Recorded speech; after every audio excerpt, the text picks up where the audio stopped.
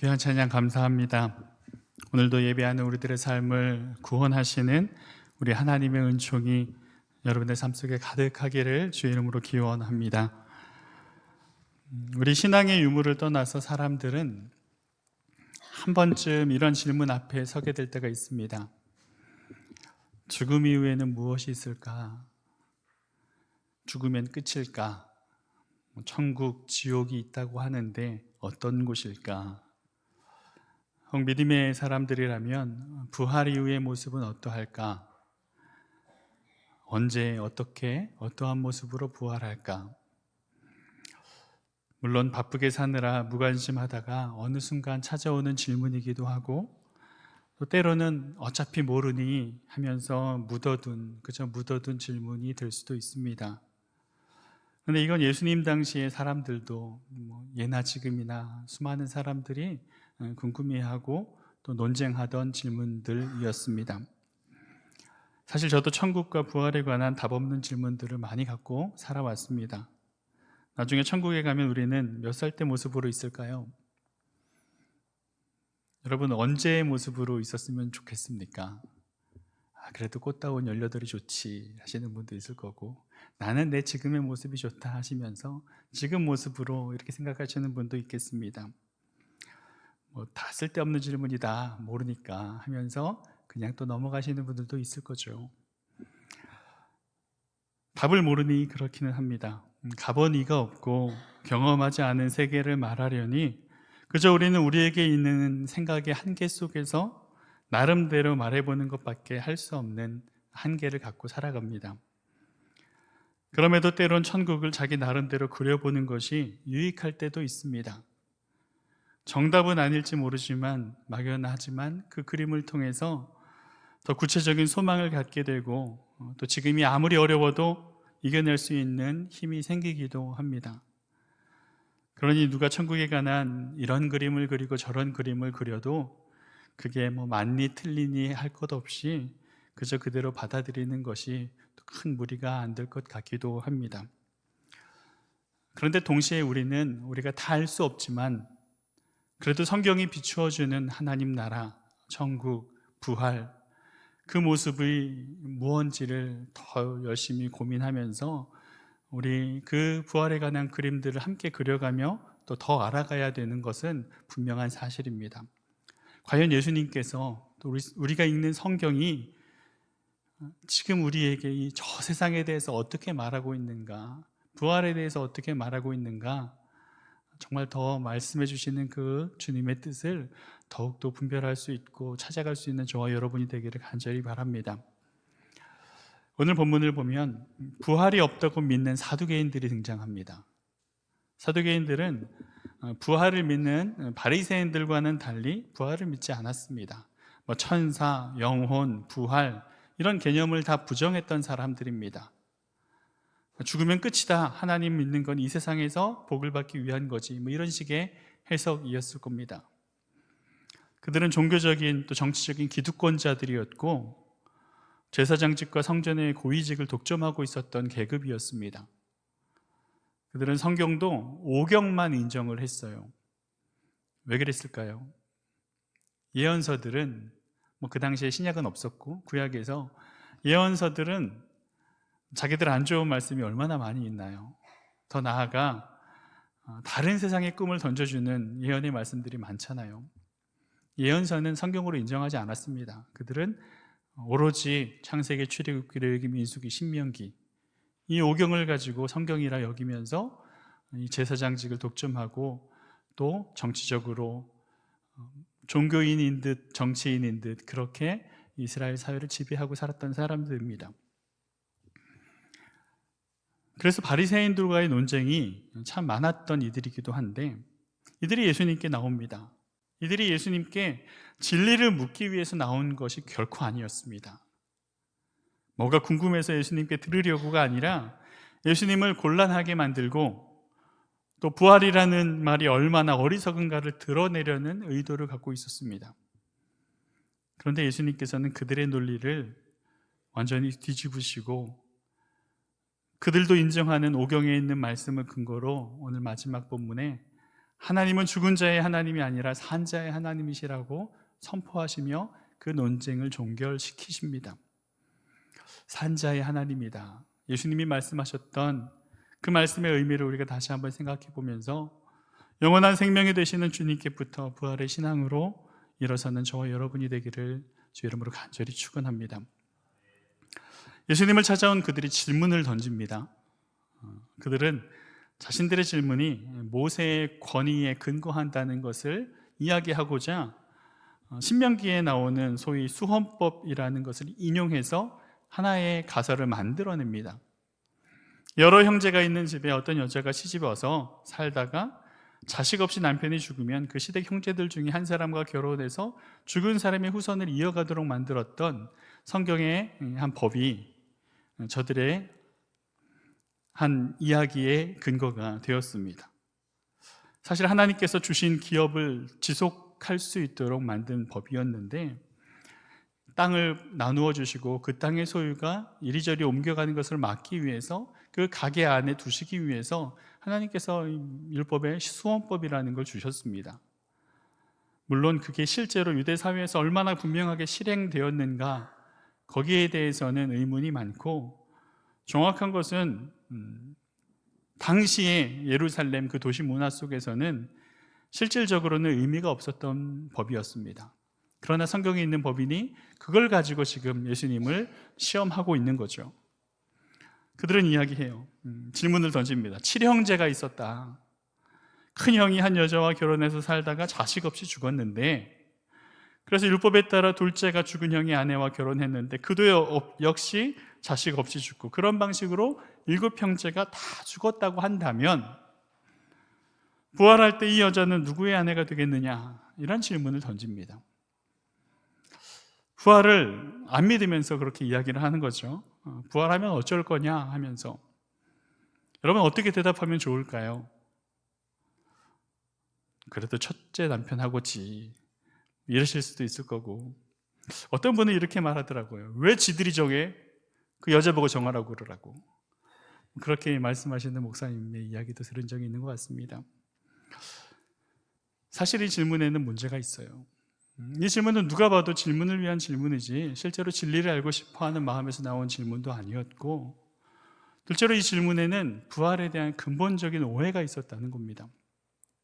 사두개인들은 부활 개념을 현재의 삶이 연장되는 것으로 여겼습니다. 그래서 그런 개념으로 보면 부활은 없다라고 주장한 거죠. 그때 예수님은 34절 이하에서 이 세상에서는 남녀가 만나 결혼하고 함께 살지만 저 세상에서는 결혼도 필요 없다라고 설명을 하시죠.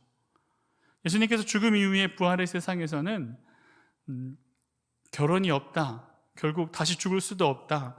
천사와 동등이다. 부활의 자녀로서 하나님의 자녀다. 이런 표현을 하시면서 그때의 모습을 비유하고 계십니다. 예수님은 분명히 이 세상과 저 세상을 구분을 하고 계세요. 이 세상은 시간이 흐르고 몸이 늙고 죽음이 있는 세상입니다. 그런데 저 세상은 부활의 세계는 전혀 다른 차원이라는 겁니다. 우리가 사는 곳에서는 결혼을 통해 생명이 이어지게 되죠. 생명이 유한하니 그러한 방식으로 생명을 이어가게 모든 생물이 존재합니다. 그런데 부활의 세계에는 죽음이 없으니 생명을 이어갈 필요도 없습니다. 그래서 예수님은 결국 그런 질문 자체가 틀렸다라고 말씀하고 계신 거죠. 부활의 세계를 현세의 연장선으로 생각하는 게 잘못된 거다라는 겁니다.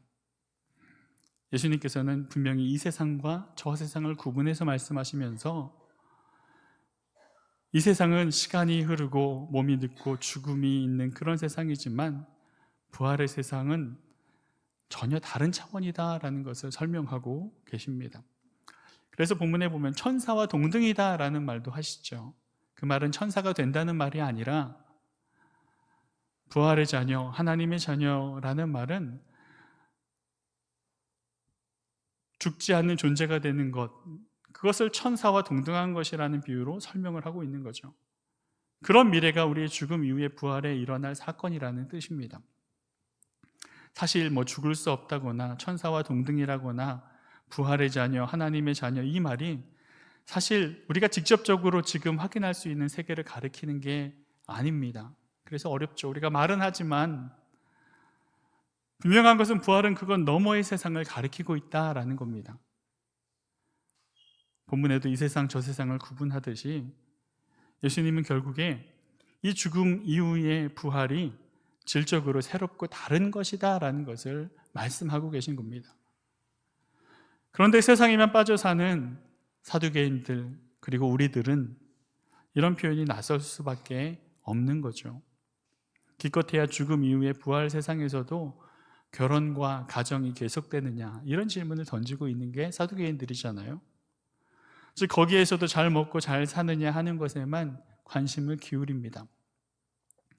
거기에 가면 놀고 먹을 수 있을까? 여러분 천국 가서 놀고 먹고 싶은 마음이 간절하신가요? 여기서 하고 싶은 거를 그곳에서, 여기서 못다 이룬 것을 거기에서, 이런 마음으로 우리가 천국을 그리게 된다라는 겁니다. 이 세상에서 상상할 수 없는 최고의 복지국가, 그곳이 천국일까요? 이런 생각에 머물러 있는 한 우리는 예수님의 말씀을 이해할 수 없습니다. 여기서 가장 행복하다고 여기는 것들을 거기서 더 많이 얻을 수 있다, 그 정도로 생각한다면 오늘 예수님의 설명처럼 저 세상에 장가가고 시집가는 것이 없다 하는데 지금 우리가 여기서 생각하는 모든 것이 없다는 뜻이잖아요. 여기서 살기 위해 기울이는 모든 것들도 사라집니다. 물론 우리는 믿습니다. 죽어서 천국에 가면 정말 좋은 것이 기다리고 있겠지, 그 믿음으로 우리가 살아갑니다. 그런데 오늘 예수님은 무엇을 가르치고 계시냐면 우리 생각의 한계를, 그 한계를 넘어야 한다는 것을 가르쳐주고 계신 거죠. 흔히 이런 말을 합니다. 부활의 때에 천국에 가면 먼저 죽은 이들, 사랑하는 모든 사람들을 만날 수 있고, 만난 거 지천으로 널려 있고, 병에 걸리지도 않고, 아픔도 장애도 다 고침을 받고, 아무것도 부족한 것이 없는 세상일 거다. 그런 비유들을 가지고 설명될 수밖에 없는 한계가 있습니다만, 그렇죠. 우리가 사람의 언어를 가지고 우리의 생각을 가지고 설명을 할 수 있는 최고의 것들이니까 그렇게밖에 설명할 수 없지만, 예수님은 그거 너머를 생각해봐라, 그거 너머가 있다라고 이야기를 해주고 계신 겁니다. 왜냐하면 우리가 생각할 수 있는 수준은 아무래도 그 이상도 그 이하도 될 수 없으니 말입니다.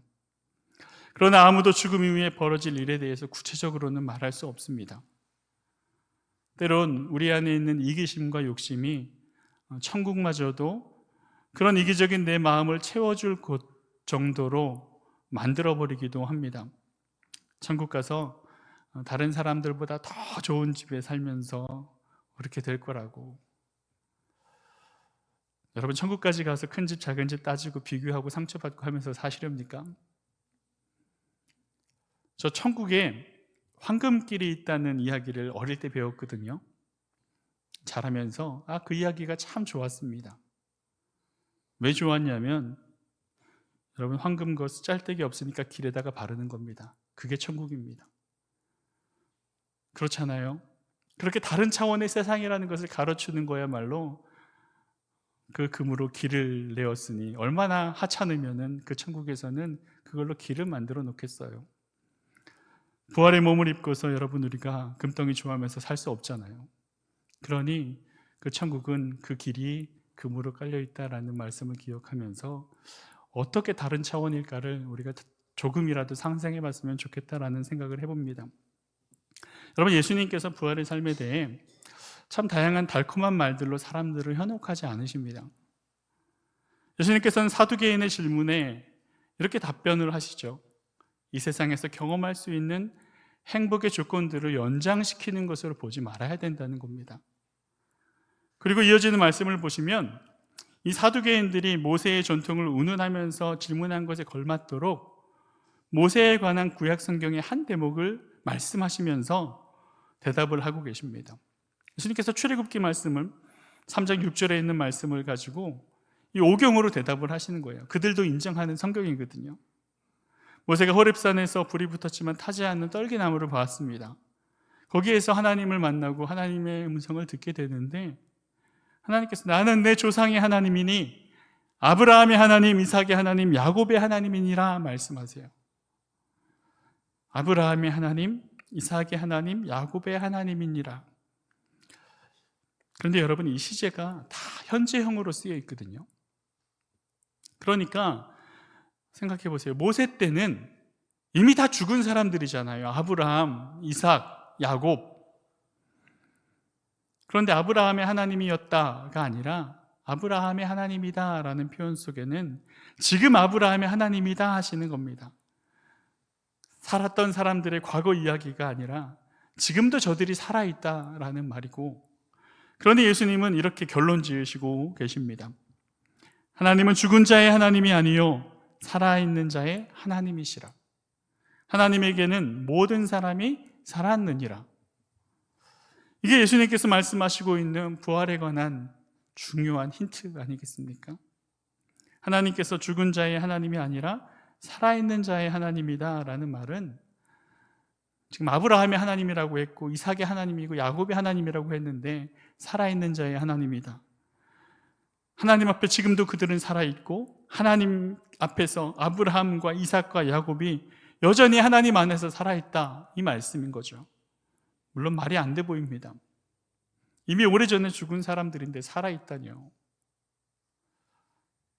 결국 이 말은 하나님께 연결되어 있는 사람, 누구나 살아있다는 겁니다. 죽어도 살아있는 거고, 이미 세상에서는 죽었지만, 세상에서 보이는 생명은 끝났지만 하나님께 연결된 이 사람들은 여전히 살아있다 하면 그게 부활의 자녀들이 누리는 놀라운 특권 아니겠습니까? 여러분, 예수님께서 말씀하신 핵심은 그겁니다. 하나님과의 관계가 있는 사람은 죽어도 산 자다. 우리 하나님께서 생명의 근원이시기 때문에 이 관계가 끊어진 사람은 살아있어도 죽은 사람이고, 진짜 죽음은 그런 육체의 죽음이 아니라 하나님과의 단절이다라는 겁니다. 여기서 관건은 우리가 하나님과 어떻게 연결되느냐 하겠죠. 예수님이 여기에 답입니다. 예수님을 믿는 것이 하나님과 연결되는 유일한 길이니까요. 요한복음 17장 3절은 이렇게 선포합니다. 영생은 곧 유일하신 참 하나님과 그가 보내신 자 예수 그리스도를 아는 것이니이다. 여러분, 우리가 예수님을 통해서 하나님과 연결되어 영생을 누립니다. 아들이 있는 자에게 생명이 있다 하셨어요.